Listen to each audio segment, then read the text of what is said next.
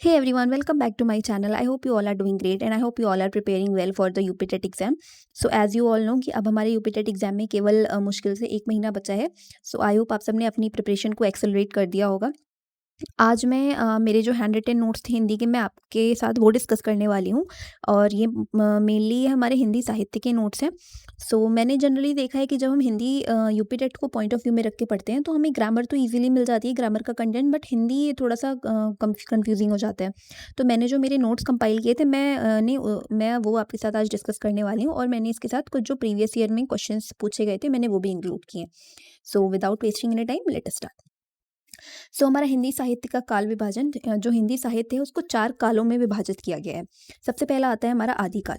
ठीक है, इसमें वीरता, युद्ध का वर्णन. किसके युद्ध का वर्णन? राजा. जो राजा थे उस टाइम के राजा महाराजा होते हुआ करते थे, उनकी वीरता का वर्णन किया जाता था और उन्होंने जो भी युद्ध लड़े थे, युद्ध में ही तो वो अपनी वीरता दिखाएंगे, तो उसका वर्णन किया जाता था. ठीक है. धार्मिक साहित्य होता था, यानी कि धर्म को सेंट्रल में रख करके उस टाइम का साहित्य बनाया जाता था और इसकी भाषा क्या हुआ करती थी? अपभ्रंश या फिर प्रारंभिक हिंदी. और इसका जो टाइम पीरियड था, जो काल था, इसका समय अवधि कह सकते हैं, वो था 1050 ईस्वी से लेकर के 1375, यानी कि 1050 ईस्वी से लेकर के 1375 ईस्वी तक था इसका काल टाइम पीरियड. ये टाइम पीरियड हमको लर्न करना बहुत ही ज़्यादा इंपॉर्टेंट है क्योंकि कई सारे एग्जाम्स में पूछा गया है. सबसे पहला हमारा हो गया आदिकाल. फिर हमारा नेक्स्ट आता है भक्ति काल.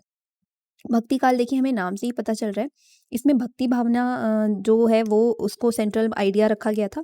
ईश्वर प्रेम, यानी कि ईश्वर के प्रति प्रेम इसमें दर्शाया जाता था और समाज को सुधारने वाले इसमें साहित्य की रचनाएं की गई थी. ठीक है, इसको 2 शाखाओं में आगे चल के इसको 2 शाखाओं में बांटा गया. पहला था सगुण, दूसरा था निर्गुण. सगुण वो था, सगुण का मतलब स का मतलब के साथ, तो यानी कि जो संप्रदाय ईश्वर में मानते थे उनको सगुण बोला गया और जो संप्रदाय ईश्वर में नहीं मानते थे वो मतलब ईश्वर में नहीं मानते थे तो उन्हें निर्गुण संप्रदाय कहा गया. ठीक है, और इसका जो टाइम पीरियड था वो था 1375 से लेकर के 1700 ईस्वी तक. ये टाइम पीरियड बहुत ही ज़्यादा इंपॉर्टेंट है, आप चाहें तो इसके नोट्स भी बना सकते हैं या फिर आप स्क्रीनशॉट ले सकते हैं. फिर हमारा पहला हो गया आदिकाल, फिर आ गया भक्ति काल. अब हमारा तीसरा है रीतिकाल. ठीक है, रीतिकाल का हमारा टाइम पीरियड क्या था? 1700 से लेकर के 1900 ईस्वी. और इसमें 2 चीज़ें इंपॉर्टेंट है, इसमें श्रृंगार रस की प्रधानता हुआ करती थी और इसमें अलंकार और काव्य सौंदर्य को मतलब इंक्लूड किया गया. जैसे भक्ति काल है और आदिकाल है. आदिकाल में सिंपली वीरों का वर्णन किया जाता था, भक्ति काल में ईश्वर प्रेम बताया गया और भक्ति भावना को दिखाया गया. लेकिन जो रीति काल है इसमें श्रृंगार रस यानी कि सुंदर तरीके से और अलंकार है ना और काव्य सौंदर्य, इन सब चीज़ों को इंक्लूड किया गया जिससे कि जो कविता या फिर जो रचना है वो और सुंदर तरीके में प्रस्तुत हो. फिर हमारा चौथा और आखिरी आता है आधुनिक काल. आधुनिक काल का समय अवधि क्या है? 1900 से लेकर के वर्तमान. तो अगर ये क्वेश्चन आया कि वर्तमान में हिंदी साहित्य का कौन सा काल चल रहा है तो हम बोल सकते हैं आधुनिक काल चल रहा है. ठीक है, इसके सेंट्रल आइडियाज क्या क्या थे? राष्ट्रवाद, यथार्थवाद और समाज सुधार. ठीक है, सो आई होप इतना आपको क्लियर है. ये हमने एक बहुत ही शॉर्ट और कंसाइज वे में हमने ये डिस्कस कर लिया कि हिंदी साहित्य को कितने कालों में विभाजित किया गया है, उनकी समय अवधि क्या है और उनके कैरेक्टरिस्टिक्स क्या है. अब हम आगे चलते हैं.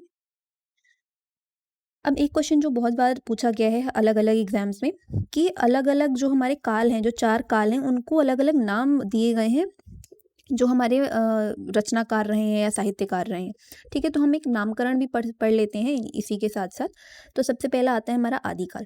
आदिकाल का जो क्वेश्चन आ सकता है, जैसे क्वेश्चन कैसे बनेगा कि आदिकाल को वीर गाथा काल किसने नाम दिया? तो हम बोलेंगे रामचंद्र शुक्ल.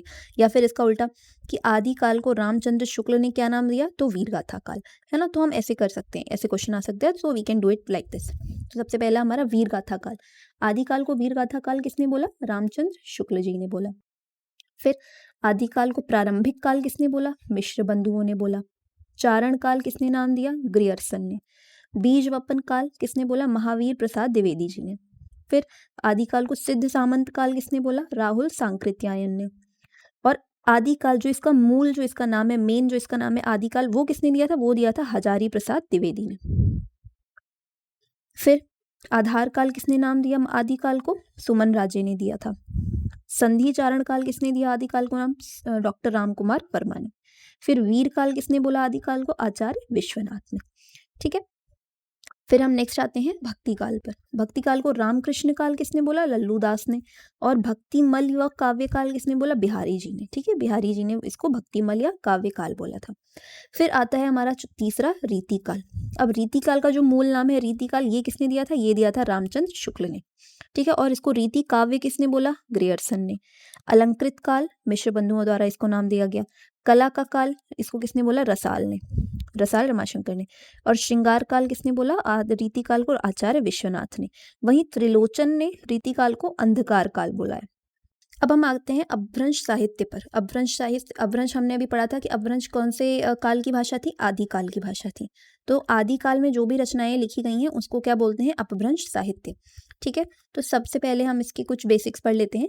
डॉक्टर रामकुमार वर्मा ने प्रथम कवि किसको माना था अपभ्रंश का? स्वयंभू को। ठीक है, रामकुमार वर्मा द्वारा प्रथम कवि किसे माना गया है? स्वयंभू को। प्राकृत का दूसरा नाम, प्राकृत जो भाषा थी उसका दूसरा नाम क्या था? गाथा या कहा। ठीक है, सबसे पहले हमने पढ़ा कि रामकुमार वर्मा ने सबसे पहला प्रथम कवि किसको माना है? स्वयंभू को। फिर दूसरे आते हैं शिव कुमार सेंगर। ठीक है, ये हमारे अलग अलग विद्वान हैं जिनके द्वारा अलग अलग मत हमें दिए गए हैं, तो हम उसको भी पढ़ना काफ़ी ज़्यादा इंपॉर्टेंट हो जाता है। तो शिव कुमार सेंगर ने किसको माना है? पुष्पदंत को प्रथम कवि माना है। ठीक है, हिंदी भाषा की भावभूति, ये किसका नाम है? पुष्पदंत का। ये हमारे एक कवि थे और इनको क्या बोला जाता है? हिंदी भाषा का भावभूति। फिर हिंदी जगत के प्रथम कवि किसे माना गया है? सरहप्पा को। और इनको किसने माना है प्रथम कवि? राहुल भद्र ने और सरोज व्रज ने। ठीक है, मिश्र बंधुओं जो थे उन्होंने सबसे पहले हिंदी गद्य का प्रथम लेखक किसको माना है? गोरखनाथ को। ठीक है, जो मिश्र बंधु थे, प्रथम कवि किसे माना है? सरहप्पा को, राहुल भद्र ने। और प्रथम गद्य का जो प्रथम लेखक था उसको किसने माना है? गोरखनाथ को। गोरखनाथ के जो गुरु थे वो कौन थे? मत्स्येंद्रनाथ। और इन्होंने हठ योग की स्थापना की थी, सिद्ध योग की स्थापना की थी और नाथलीला की स्थापना की थी। ठीक है, अब हमारा अपभ्रंश साहित्य हो गया और इसी को रासो साहित्य भी बोलते हैं। जो हमारे आदिकाल में जो भी रचनाएं लिखी गई उसको क्या बोलते हैं? रासो साहित्य, क्योंकि उस टाइम ऐसे रासो रासो करके काफ़ी ज़्यादा रचनाएं लिखी गई थी। ठीक है, सबसे पहले प्राचीनतम ग्रंथ, जो सबसे पुराना ग्रंथ है वो कौन सा है? बीसल देव रासो। और ये किसके द्वारा लिखा गया है? नरपति नाल के द्वारा। फिर प्रथम महाकवि, जो प्रथम महाकवि थे वो कौन थे? चंद्र बरदाई। ठीक है, और ये इन्होंने कौन सा काव्य लिखा था? पृथ्वीराज रासो। फिर आते हैं जागनिक। जागनिक ने कौन से साहित्य लिखा था? परमाल रासो। और ये कौन से रस पर आधारित था? वीर रस पर। फिर आते हैं शांगधर। इन्होंने कौन सा रासो लिखा था? हम्मीर रासो। और ये ब्रज भाषा में लिखा गया था और ये ब्रज भाषा के प्रथम कवि माने जाते हैं शांगधर। ठीक है, फिर आते हैं श्रीधर। श्रीधर ने कौन सा लिखा था? रणमल्ल छंद। और ये भी वीर रस की प्रधानता वाला था। और डिंगल देखिए एक भाषा होती है, तो ये डिंगल एक काव्य का तरीका होता है, तो ये डिंगल काव्य पर आधारित था। चंद्रबरदाई जो थे, जिनको कि प्रथम महाकवि माना जाता है, इन्हें ही छप्पय का बादशाह भी माना जाता है। छप्पय हमने पढ़ा है कि छप्पय जो होता है वो छंद में हम पढ़ते हैं ना, छप्पय कुंडलियाँ और ऐसे छंद करके। सो ये इन्होंने छप्पय में लिखा था, छप्पय के बादशाह माने जाते थे। फिर हमारे आते हैं मैथिल कोकिल। ये बहुत इंपॉर्टेंट क्वेश्चन है। मैथिल कोकिल किसे माना गया है? विद्यापति को। और इन्होंने क्या लिखा था? और इनको और क्या बोला गया था? कवि कंठहार। ठीक है, फिर आते हैं हमारे विद्यापति। विद्यापति ने कौन कौन सी रचनाएं लिखी थी? कीर्तिलता, कीर्ति पताका। और ये कौन सी भाषा में थी? अवृद्ध भाषा में। पदावली जो कि संस्कृत भाषा में थी। और गोरक्ष विजय। फिर आते हैं अमीर खुसरो। ये देखिए, ये हमारे इंपॉर्टेंट जो राइटर्स रहे हैं रासो साहित्य आदिकाल के, ये वो हैं। ठीक है, अमीर खुसरो। अमीर खुसरो को क्या बोला जाता है? तूतीये हिंद। इनको क्या नाम दिया गया है? तूतीये हिंद। इन्होंने कौन कौन सी रचनाएं लिखी? खालिक बारी। ठीक है, पहेली, मुकरी, दो सुखानी गजल। इनको खड़ी बोली का प्रथम कवि माना जाता है। किसको? अमीर खुसरो को। ठीक है, और इनके जो गुरु थे वो कौन थे? निजामुद्दीन औलिया। ठीक है, तो अमीर खुसरो किसका शिष्य था? निजामुद्दीन औलिया का शिष्य था। फिर गीत गोविंद लिखा था, किसने लिखा था? जयदेव ने। ठीक है, हमारे आदिकाल के जितने भी इम्पोर्टेंट साहित्यकार थे और उनकी रचनाएं हमने पढ़ ली हैं। अब हम कुछ क्वेश्चंस लगा लेते हैं। ये सारे के सारे प्रीवियस ईयर एमसीक्यूज हैं जो कि अलग अलग टेट एग्जाम से पूछे गए हैं। तो हमारा सबसे पहला क्वेश्चन है, आदिकाल को किस नाम से जाना जाता है? तो हमने अभी पढ़ा कि आदिकाल को वीर गाथा काल के नाम से जाना जाता है, यानी कि जिस काल में वीरों की गाथाएं गाई जाती, मतलब बताई जाती थी, लिखी जाती थी। ठीक है, नेक्स्ट है हमारा हरियाणा टेट में पूछा गया क्वेश्चन है, हिंदी साहित्य का प्रथम काल कौन सा है? तो अभी हमने पढ़ा हिंदी साहित्य का प्रथम काल कौन सा था? आदिकाल, है ना। आदिकाल हमारा प्रथम काल था। फिर आता है हमारा भक्ति काल, फिर रीति काल तीसरा, और फिर चौथा आधुनिक काल। नेक्स्ट रीट का क्वेश्चन है, भक्ति काल का समय माना जाता है। तो हमने सारे टाइम पीरियड्स पढ़े थे, तो भक्ति काल का जो समय है वो क्या माना जाता है, 1375 टू 1700 ईस्वी, है ना। फिर हमारा आता है झारखंड टेट में पूछा गया क्वेश्चन, रीतिकाल का प्रमुख विषय क्या था। तो रीतिकाल में हमने पढ़ा था कि रीतिकाल में प्रमुख विषय क्या था, श्रृंगार रस की प्रधानता होती थी, है ना।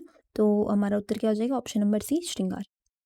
यूपीटेट 2018 का क्वेश्चन है कि आधुनिक काल का आरंभ माना जाता है, कि आधुनिक काल कब से आरंभ हुआ था। तो आधुनिक काल हमारा आरंभ हुआ था 1900 ईस्वी से। हमने पढ़ा था ना, 1900 ईस्वी से अभी तक वर्तमान तक ये चलता आ रहा है, तो ये आधुनिक काल का उत्तर हो जाएगा। ठीक है, ऑल्दो कहीं कहीं जगह पर इसका उत्तर 1850 भी माना गया है। सो ये थोड़ा एक कंफ्यूजिंग क्वेश्चन है। क्वेश्चन नंबर 6 हरियाणा टेट का क्वेश्चन है, भक्ति काल को हिंदी साहित्य को का कौन सा युग कहा गया है। तो भक्ति काल को हिंदी साहित्य का स्वर्ण युग कहा गया है, ठीक है, क्योंकि इसमें भक्ति भावना का जागरण हुआ था। फिर रीत का क्वेश्चन है, रीति काल को और किस नाम से जाना जाता है। तो रीति काल को और किस नाम से जाना जाता है, अलंकार काल के नाम से, क्योंकि इसी में जो काव्य सौंदर्य और अलंकारों का यूज किया गया था। फिर क्वेश्चन नंबर 8 झारखंड टेट, आदिकाल की प्रमुख प्रवृत्ति क्या थी। तो आदिकाल की प्रमुख प्रवृत्ति क्या थी, वीर गाथा, वीरों की गाथा। यूपीटेट 2022 का क्वेश्चन है, 2020 का, छायावाद किस काल की प्रमुख विशेषता है। ये जब हम आगे पढ़ेंगे तो छायावाद हम पढ़ेंगे आधुनिक काल में, ठीक है। छायावादी कवि जो हमारे जयशंकर प्रसाद और महादेवी वर्मा इत्यादि थे। तो हमारा उत्तर इसका हो जाएगा आधुनिक काल। क्वेश्चन नंबर 10 हरियाणा टेट का क्वेश्चन है, हिंदी साहित्य का स्वर्ण युग किसे कहा गया है। अभी हमने ऊपर पढ़ा कि स्वर्ण युग किसे कहा गया है, भक्ति काल। क्वेश्चन नंबर 11 रीतिकाल में किस रस की प्रधानता थी। तो रीतिकाल में श्रृंगार रस की प्रधानता थी। और वीर रस की प्रधानता किसमें मानी, एक तरीके से हम कह सकते हैं अगर क्वेश्चन आया तो आदिकाल में। आदिकाल में वीर रस की प्रधानता हुआ करती थी, क्योंकि राजाओं की वीरता का वर्णन किया जाता था। क्वेश्चन नंबर 12 आदिकाल का समय माना गया है, आदिकाल का समय क्या माना गया है, 1050 ईस्वी से लेकर के 1375 ईस्वी तक, ठीक है। तो ये देखिए यहाँ पर हम देख भी सकते हैं, ये आदिकाल हो गया, आदिकाल, है ना। फिर आदिकाल के बाद 1375 से 1700 ईस्वी तक क्या था, भक्ति काल। ये हमारा शॉर्ट रिवीजन हो जाएगा, भक्ति काल। 1700 से 1900 ईस्वी तक क्या था, रीतिकाल। और 1900 से लेकर के अभी तक वर्तमान कौन सा काल चल रहा है, आधुनिक काल, आधुनिक काल, ठीक है। तो ये हमारा एक शॉर्ट रिवीजन हो गया समय अवधि का। क्वेश्चन नंबर 13 हमारा यूपी टेट में पूछा गया है, रीतिकाल का समय माना गया है। रीतिकाल का समय क्या माना गया है, 1700 से लेकर के 1900 ईस्वी तक। अभी हमने यहाँ पर रिवाइज किया। हरियाणा टेट का क्वेश्चन, आधुनिक काल को किसका युग कहा जाता है। आधुनिक काल को किसका युग कहा गया है। तो आधुनिक काल को कहा गया है गद्य का युग। क्वेश्चन नंबर 15 वीर गाथा काल किस काल का दूसरा नाम है। ये देखिए क्वेश्चन कई बार रिपीटेड है, तो वीर गाथा काल किसका नाम है, आदिकाल का नाम। फिर भक्ति काल की प्रमुख धारा नहीं है। अभी जब हम नेक्स्ट क्लास में भक्ति काल पढ़ेंगे तो हम उसमें पढ़ेंगे कि उसमें निर्गुण भक्ति भी एक धारा थी, सगुण भक्ति धारा थी। कृष्ण भक्ति को क्या बोलते थे, कृष्णाष्टमी, कृष्णाशय या फिर कृष्णाष्टमी बोलते थे, और रामाश्री, ठीक है। तो ये दो और धाराएं थी, यानी कि जो कृष्ण के भक्त थे और जो राम के भक्त थे। तो इसमें राष्ट्रवादी धारा नहीं थी। तो यही हमसे पूछा गया कौन सी धारा नहीं थी, तो राष्ट्रवादी धारा। फिर क्वेश्चन नंबर 17 यूपी टेट का क्वेश्चन है, हिंदी साहित्य के इतिहास का विभाजन किसने किया है। तो देखिए हमने ऊपर पढ़ा था कि हिंदी साहित्य के इतिहास का विभाजन किसने किया है, रामचंद्र शुक्ल ने, आचार्य रामचंद्र शुक्ल ने। फिर क्वेश्चन नंबर 18 आचार्य रामचंद्र शुक्ल के अनुसार हिंदी साहित्य का प्रथम काल कौन सा है। तो इन्होंने ही जो काल विभाजन है उसको किया है, तो ये कौन सा पहला है, आदिकाल।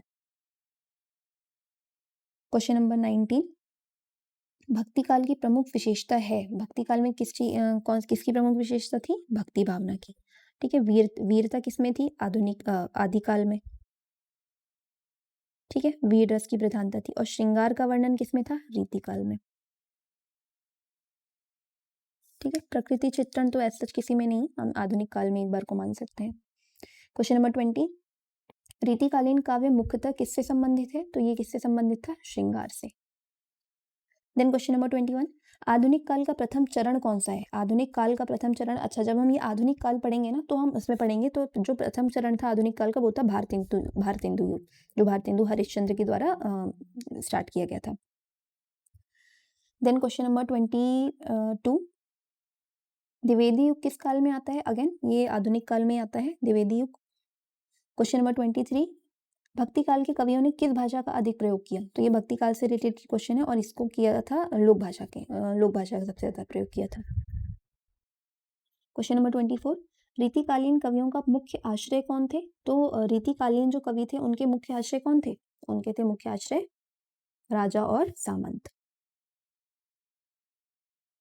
फिर क्वेश्चन नंबर 25, आधुनिक हिंदी साहित्य के जनक किसे कहा जाता है? तो अभी हमने एक ऊपर क्वेश्चन किया था कि जो सबसे जो आधुनिक काल है उसका भी जो सबसे पहला चरण था वो कौन सा था? भारतेंदु युग। तो यानी कि आधुनिक हिंदी साहित्य के जनक जो थे वो कौन थे? भारतेंदु हरिश्चंद्र, क्योंकि इन्हीं के नाम पर सबसे पहला आधुनिक जो हिंदी काल है उसका पहला चरण माना गया। फिर क्वेश्चन नंबर 26, छायावाद का संबंध किससे है? तो छायावाद का संबंध कविता से है। छायावाद कवि हुआ करते थे तो ये छायावाद एक तरीका होता था लिखने का, तो ये वही है कविता का एक तरीका।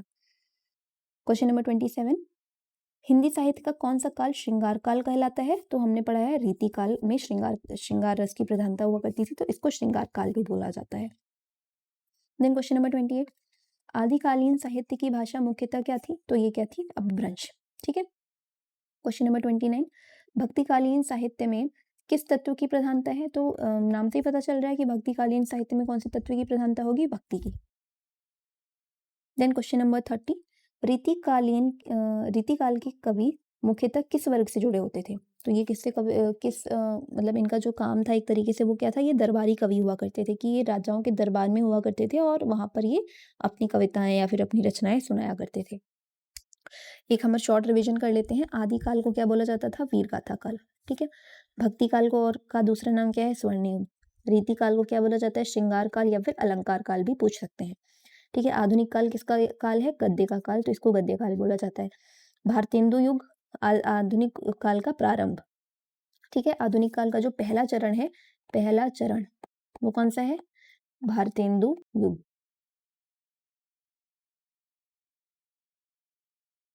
ठीक है। छायावाद आधुनिक काल की प्रमुख काव्य धारा यानी कि कविता लिखने की एक तरीका है, एक पद्धति है, तो इसको क्या बोलते हैं? छायावाद। ठीक है। सो ये थे हमारे टोटल 30 क्वेश्चन जो कि हमारे हिंदी साहित्य के काल विभाजन पर आधारित थे और हमने आज आदिकाल को बहुत ही शॉर्ट तरीके में कवर कर लिया। सो आई होप आप सबको ये सेशन अच्छा लगा होगा एंड अगर आपको अच्छा लगा तो प्लीज़ इसको अपने फ्रेंड्स के साथ शेयर करिए जो कि ऑलरेडी प्रिपेयर कर रहे हैं एंड आई होप कि उनको भी हेल्प मिलेगी। सो या until next time, keep learning and keep studying. Bye bye.